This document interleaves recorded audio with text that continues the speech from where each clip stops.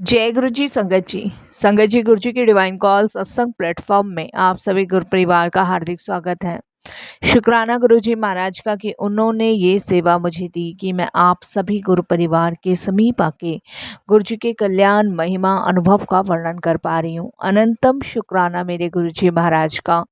संगत जी, आज का जो सत्संग है वो एक ऐसा अनुभव है जिसे सुनकर आपको शायद शुरुआत में यकीन ना हो, लेकिन जैसे जैसे आप सुनोगे आपको लगेगा कि ये तो आपके ही जीवन की कोई झलक है। संगत जी, यकीन मानिए, ये कोई कहानी नहीं है, ये किसी ओल्ड संगत का सच्चा अनुभव है। बस फर्क इतना है कि इसमें हर पल एक रहस्य छुपा है जो गुरुजी ने आखिरी तक खोला है। यकीनन आज का सत्संग बहुत ही प्यारा और ब्लेसिंगफुल है, तो विनती है आप इसे अंत तक सुने, ध्यान से सुने और पूरा सुने। संगत जी, अगर आप भी अपने सत्संग अनुभव शेयर करना चाहते हैं तो हिंदी में साफ राइटिंग में आप अपना सत्संग लिखकर हमारी जीमेल आईडी पर सेंड कर सकते हैं, ताकि आपके द्वारा सुनाए गए सत्संग से जो भी गुरुजी महाराज की संगत जुड़ेगी या उसे सुनेगी उनका भी कल्याण हो सके। गुरुजी कहते हैं कि सत्संग सुनने वाले का भी कल्याण और करने वाले का भी कल्याण, इससे दोनों का ही कल्याण होना है। तो प्लीज साथ संगत जी, बिना स्किप किए आप सत्संग को अंत तक सुनिएगा, ध्यान से सुनिएगा और पूरा सुनिएगा। संगत जी, अगर आपको सत्संग पसंद आता है तो आप इसको लाइक कीजिए, चैनल को सब्सक्राइब कीजिए और वीडियो को ज़्यादा से ज़्यादा संगत में शेयर कीजिएगा और बेल आइकन दबाना बिल्कुल भी नहीं भूलिएगा, ताकि जब भी आप वीडियो शेयर करें, जो भी गुरुजी की नई संगत जुड़ने वाली हो उनका भी कल्याण हो सके। संगत जी, और अगर सत्संग आपको पसंद आए तो आप कमेंट्स बॉक्स में जय गुरु जी लिखना बिल्कुल ना भूलिएगा, ये आपकी एक हाजिरी होगी। तो चलिए संगत जी, चलते हैं गुरु जी के सत्संग की ओर, जो बहुत ही प्यारा है, ब्लेसिंगफुल है। और सत्संग शुरू करने से पहले करेंगे हम गुरु जी का मंत्र जाप। ओम नमः शिवाय, शिव जी सदा सहाय। ओम नमः शिवाय, गुरु जी सदा सहाय। जय गुरु जी संगत जी। संगत जी, सबसे पहले गुरु जी के चरणों में कोटि कोटि नमन। सारी संगत जी को जय गुरु जी। और मैं यही कहूँगा कि ये मौका बड़े किस्मत से मिलता है, जो आज मुझे ये मौका गुरु जी की कृपा से मिला है, जो मैं कुछ अनुभव आपके साथ शेयर कर पा रहा हूँ। वैसे तो गुरु जी की वड़ियाई करना ही अपने आप में बहुत बड़ी ब्लेसिंग्स है। सोचिए संगत जी कि अगर हम परमात्मा की कोई चर्चा कर रहे हैं या ईश्वर की कोई भक्ति कर उसका गुणगान कर रहे हैं, तो ये उनका आशीर्वाद है। तभी हम अपने इस पाखंडी मुंह से या ये कह लीजिए दुष्ट मुख से हम वर्णन कर पा रहे हैं। तो मैं तो भाग्यशाली समझता हूँ जब भी गुरुजी मुझे मौका देते हैं, और या ये कह लीजिए सेवा देते हैं, तो मैं हमेशा तत्पर रहता हूँ इसे करने के लिए। तो बड़ा शुक्राना गुरुजी, बहुत बहुत शुक्राना। आज जो कृपा गुरुजी की मुझ पे बरस रही है और जो कृपा रही है, उनके कुछ अनुभव मैं आज आपके साथ शेयर कर रहा हूँ।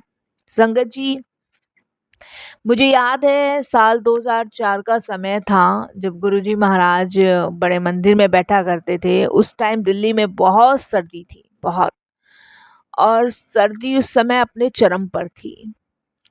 संगत जी, मैं, मेरी आंटी और मेरी दो छोटी बच्चियां जीवन के उस कठिन दौर से गुजर रहे थे कि मैं शब्दों में बयां कर तो रहा हूँ, लेकिन उस समय को याद करता हूँ तो मेरा जो अंदर तक की आत्मा, शरीर कांप जाता है। क्योंकि संगत जी, वो कठिन समय इतना भयानक था हमारे जीवन में कि उसको, मैं तो यही कहूँगा गुरुजी से कि किसी के जीवन में दोबारा ना आए। संगत जी, इंसान जिंदगी से ही सीखता है कि आगे उसे क्या करना है, और वो कठिन समय मुझे बहुत कुछ सिखा गया। और उस कठिन समय में मुझे गुरुजी का साथ मिल गया, ये उससे भी बड़ी बात है। लेकिन जो हमने सहा वो मैं गुरुजी से यही कहूँगा कि वो कोई ना सहे। संगत जी, मेरा बिज़नेस जो था वो लगातार घाटे में जा रहा था और इतना घाटे में जा रहा था संगत जी कि बिज़नेस को उठाने के चक्कर में मैंने अपना घर तक गिरवी रख दिया था। संगत जी, मैंने 2001 में एक बिज़नेस शुरू किया था और उस बिज़नेस में मैंने संगत जी अपनी जितनी भी जमा पूँजी थी वो सब कुछ लगा दिया था और उस बिज़नेस के माध्यम से ही मैंने एक घर भी खरीदा था। मैं ये नहीं कहूँगा कि वो चला नहीं था, वो चला था। उसकी वजह से मैं एक घर खरीद पाया। लेकिन धीरे-धीरे 2004 का ऐसा बुरा दौर आया कि मुझे वो अपना घर तक गिरवी रखना पड़ा उस बिज़नेस को उठाने के लिए। लेकिन संगत जी, जो मेरा बिज़नेस था वो लगातार घाटे में जाता जा रहा था।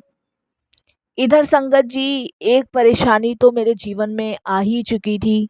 दूसरी परेशानी ये थी कि मेरी आंटी को एक भयानक बीमारी थी और वो बीमारी किसी की पकड़ में भी नहीं आ रही थी, ना डॉक्टर्स की, ना वैद्य की, ना हकीम की, जिसकी वजह से मैं और परेशान था।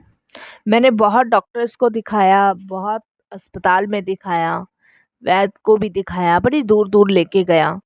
लेकिन संगत जी, कुछ समझ नहीं आ रहा था और डॉक्टर्स का कहना यही था कि भई बीमारी कुछ समझ आए तो उसी का तो इलाज करें। लेकिन संगत जी, असली सस्पेंस तब शुरू हुआ जीवन में कि जब एक रात 2 बजे मेरी आंटी ने मुझे उठाकर कहा कि सुनो, कोई मुझे बार-बार बुला रहा है। किसी बहुत गहरी लेकिन मीठी आवाज़ में कह रहा है कि आजा, समय आ गया। संगत जी, मैंने उस दिन अपनी वाइफ़ को कहा कि शायद तुम्हारा ये वहम है, तुम्हारी तबीयत ठीक नहीं है, तो तुम्हें ऐसा लग रहा है। संगत जी, उसको भी उस दिन यही लगा कि हो सकता है ये मेरा वहम हो और मैं कुछ मेडिसिन्स ज़्यादा ले रही हूँ, मेरी दवाई चल रही है, गरम दवाइयाँ हैं और मेरी तबीयत भी ठीक नहीं है, तो हो सकता है इस वज़ह से मुझे आवाज़ें आ रही हों। संगत जी, लेकिन कुछ समय बाद मेरी आंटी ने फिर मुझे यही कहना शुरू कर दिया कि नहीं, उस दिन मेरा वहम नहीं था, ये सच था। मुझे आज भी आवाज़ आ रही है। मैंने कहा मुझे तो कोई आवाज़ नहीं आ रही है। संगत जी, समझ नहीं आया कि क्या हो रहा था, क्या नहीं हो रहा था। इसके लिए मैं कुछ पंडितों के पास भी गया। वहाँ पे भी मैंने अपनी आंटी को दिखाया, तो कुछ पंडितों ने, कुछ जोशियों ने ये कहा कि तुम्हारे घर में कुछ भूत-प्रेत का साया है, जिसने तुम्हारी आंटी को कब्ज़े में ले रखा है। ये भी उन्होंने बताया, लेकिन संगत जी, कुछ समझ से बाहर थी सारी चीज़ें कि कैसे पॉसिबल है। ख़ैर संगत जी, उनकी बात सुनकर भी कुछ उपाय मैंने किए, लेकिन कोई आराम नहीं पड़ा। संगत जी, इधर आंटी बीमार, उधर बिज़नेस घाटे में, मैं डिप्रेशन में, मैं टेंशन में, इधर धीरे-धीरे बच्चियों की भी तबीयत ठीक नहीं रहने लगी। सब कुछ अस्त-व्यस्त, पूरी तरीके से अस्त-व्यस्त। कहाँ से शुरू करूँ, कहाँ ख़त्म करूँ, क्या नया करूँ, क्या पुराना देखूँ, कुछ समझ नहीं आ रहा था। बड़ी टेंशन में था उस समय मैं, बहुत टेंशन में। संगत जी, कुछ दिन ऐसे ही बीते संगत जी और कुछ दिन बाद मेरा एक बहुत पुराना दोस्त, जो कि अपने आप को मेरा दोस्त बता रहा था, हालाँकि मैं उसे जानता नहीं था, लेकिन फिर भी उसने मुझे बताया कि हम बचपन में एक ही गाँव में रहते थे और हम लोग 5वीं तक एक ही साथ पढ़े। संगत जी, मैं नहीं समझ पाया कि कौन है, क्या है, लेकिन वो कहता है कि मैंने तुम्हें पहचान लिया। मैं बड़ा हैरान।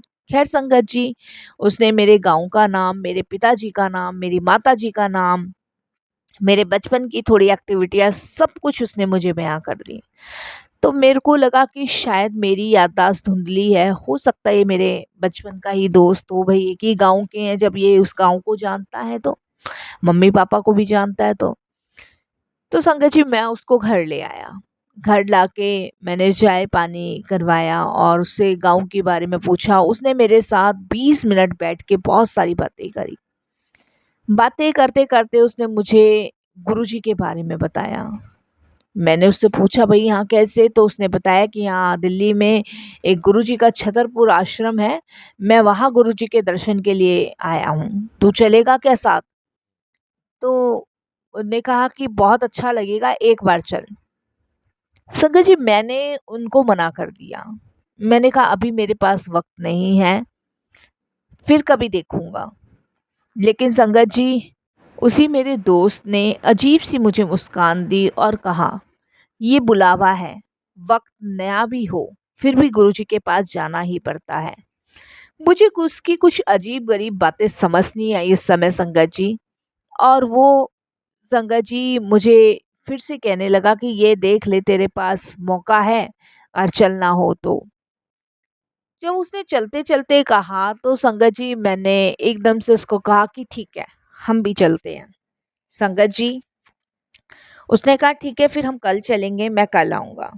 और संगत जी वो चला गया।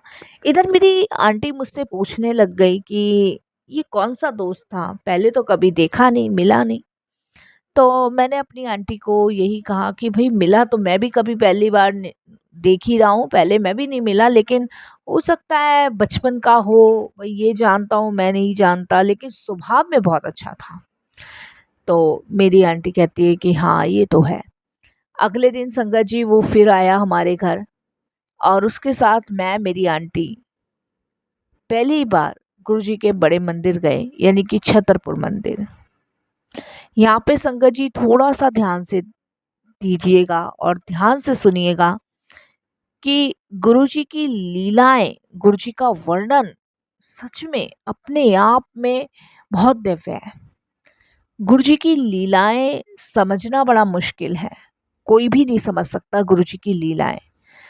और संगत जी, हमें कभी गुरुजी का किसी ने नाम नहीं बताया था। हमने कभी गुरुजी के बारे में सुना नहीं था, ना मेरी आंटी ने, ना मैंने। कभी भी हमने गुरुजी के बारे में नहीं सुना था और मुझे गाँव छोड़े हुए भी बहुत टाइम हो गया था और दिल्ली में रहते हुए भी काफ़ी टाइम हो गया था, तब भी हमने गुरुजी के बारे में कभी नहीं सुना। ना अपने किसी रिश्तेदार से, ना किसी जानने वाले से, ना किसी भाई-बंधु से, ना किसी दोस्त से, किसी से नहीं सुना। लेकिन संगत जी, जैसे ही हमने बड़े मंदिर में पैर रखा, तो संगत जी मेरी आंटी की साँसें एकदम तेज सी हो गई। वो एकदम डर सी गई और मैंने उससे पूछा कि क्या हुआ?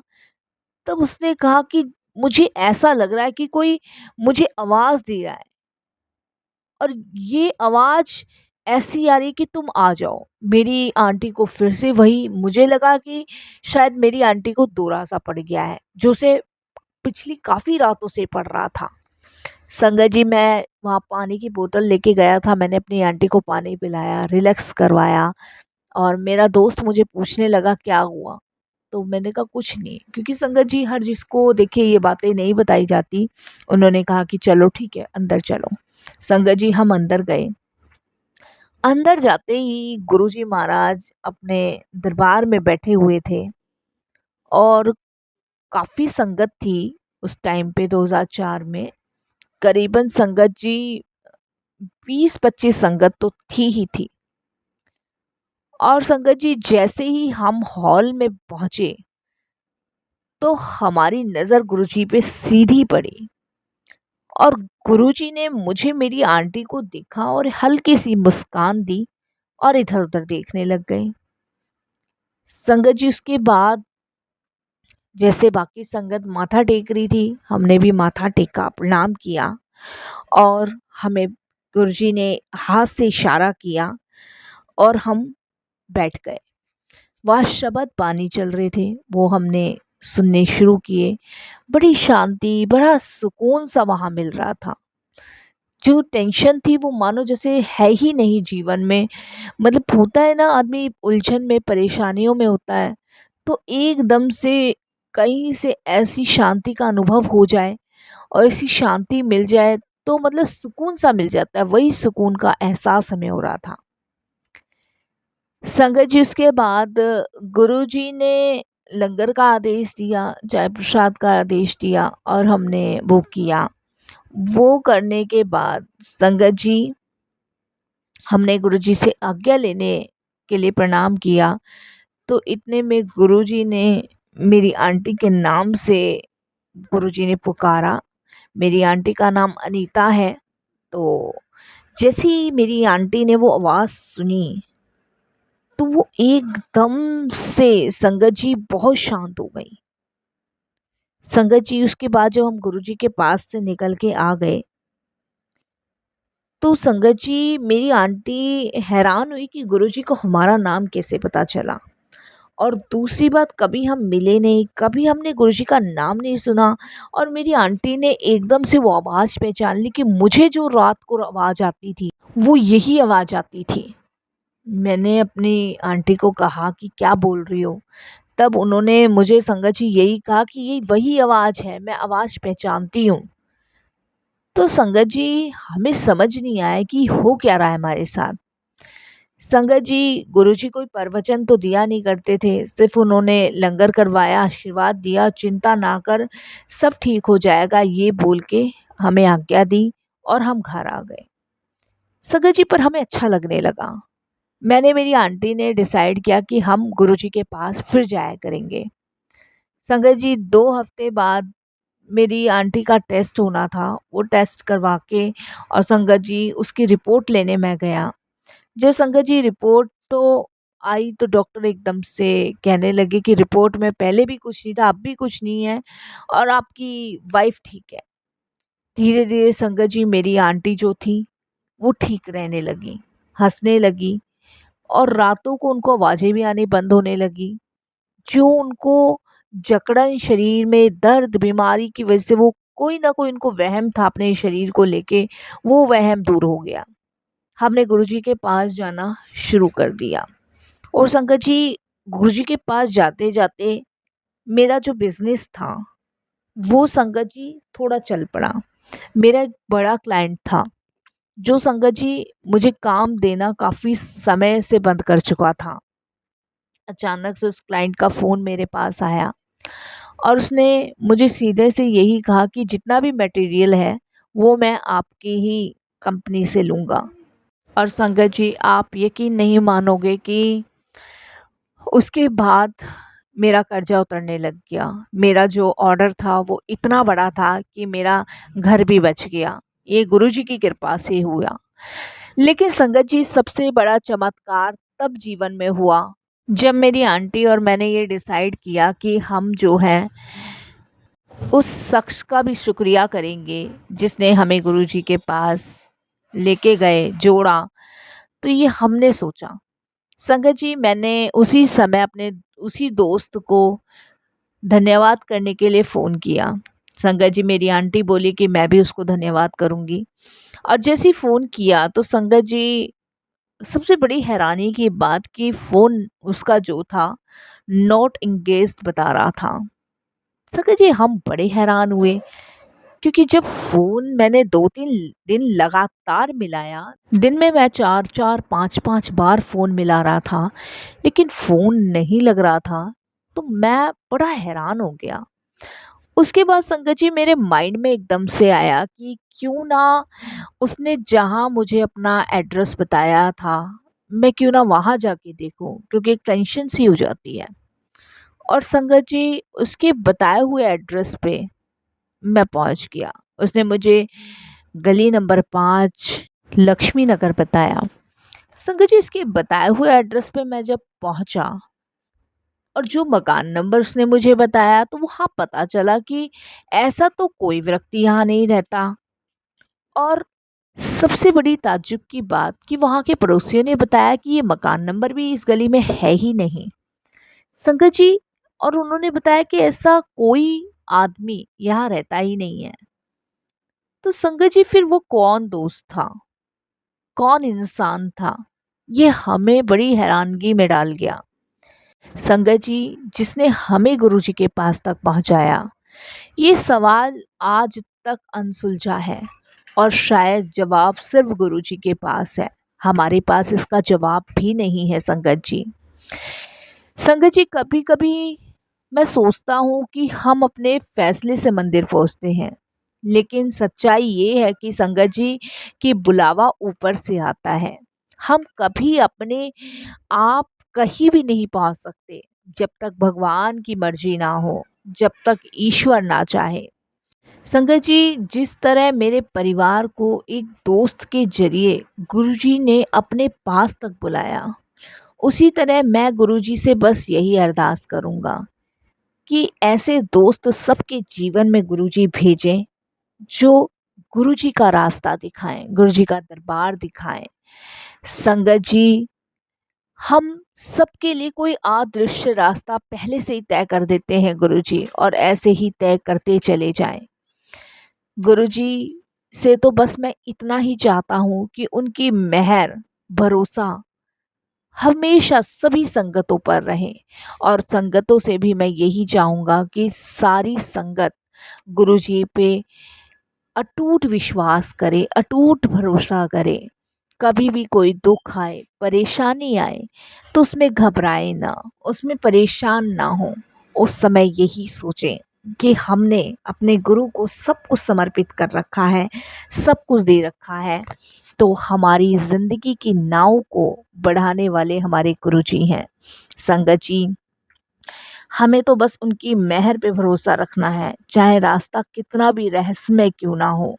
बस यही कहना है कि गुरुजी ब्लेसिंग ऑलवेज, अपनी कृपा बनाए रखें, अपनी छत्र छाया से लगाए रखें। संगत जी, गुरुजी की कृपा अनंत है। गुरुजी महाराज के एक दिव्य दर्शन भी हमारे लिए कृपा के पात्र हैं।